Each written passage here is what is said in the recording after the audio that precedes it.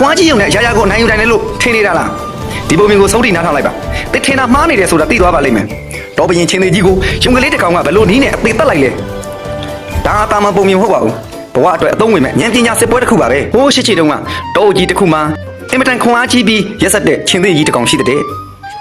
သူကတွေ့တဲ့မြတ်တိရစ္ဆာန်တွေကိုလိုက်သက်စားလုံးလို့တောတွေကတရားဝါတွေဟာအလွန်ကြောက်လန့်ပြီးနေကြရတယ်ဒါနဲ့တိရစ္ဆာန်တွေစုပေါင်းပြီးချင်းသေးမင်းကြီးစီသွားပြီးတောင်းဆိုကြတယ်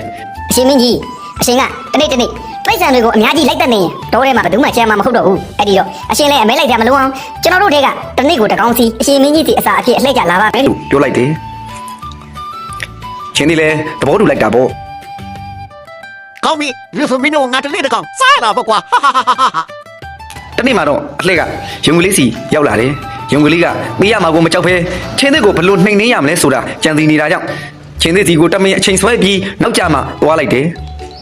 ပိုက်စာနေတဲ့ချင်းသေးမင်းကဒေါသတကြီးနဲ့ပါလို့ဒီလောက်ထိနောက်ကျနေတာလေလို့ဟိန်ဟောက်ပြီးမေးလိုက်တယ်အဲ့ဒီအခါရုံကလေးကတုံတုံရင်ရင်နဲ့ပြည့်ရသုံးပြီးပြောလိုက်တယ်မင်းကြီးကျွန်တော်လွတ်လာတဲ့လမ်းမှာအရှင်မင်းကြီးကပို့မှန်ပါတဲ့တခြားချင်းသေးတကောင်နဲ့တွေ့လို့သူကကျွန်တော်ကိုတားမလို့လုံနေတာဒါကြောင့်လွတ်အောင်မနဲ့ပြေးလိုက်ရလို့နောက်ကျသွားရတာပါလို့လိန်ပြောလိုက်တယ်မိဘထက်ပုံမသာမာတဲ့ချင်းသေးရှိသေးတယ်ဆိုတာကိုကြားတော့ချင်းသေးမင်းဟာမခံမရနိုင်ဖြစ်ပြီးအဲ့ဒီကောင်မလေးငါအခုချက်ချင်းလိုက်ရသားဒီကောင်ငါဆုံးမရမ်းရုံကလေးကချင်းသေးမင်းကိုရေတွင်းကိုကြီးတစ်ခုနာခေါ်သွားပြီးအဲ့ဒီရေတွင်းကြီးထဲမှာအရှင်မင်းကြီးတဲ့ပန်ပါနဲ့ချင်းသေးရှိပါတယ်လို့ပြလိုက်တယ်ချင်းသေးမင်းကရေတွင်းကိုငုံကြည့်လိုက်တဲ့အခါရေတွင်းထဲမှာသူ့ရဲ့အရှိတ်ကိုမြင်ပြီးရန်သူလို့ထင်သွားတာပေါ့သူကဟိန်းလိုက်တော့ရေတွင်းထဲကပဲ့တင်တန်ပြန်ပြီးထွက်ပေါ်လာတယ်ချင်းသေးမင်းဟာဒေါသထွက်ပြီးရန်သူကိုတတ်မဲ့ဆိုတဲ့စိတ်နဲ့ရေတွင်းထဲကိုခုန်ချလိုက်ရကနေရေနစ်ပြီးပေဆုံးသွားပါတော့တယ်တော်တွေကတိရစ္ဆာန်လေးတွေလည်းရုံလေးရဲ့ညံကောင်းမှုကြောင့်အားလုံးဘေးကင်းသွားတဲ့ကွယ်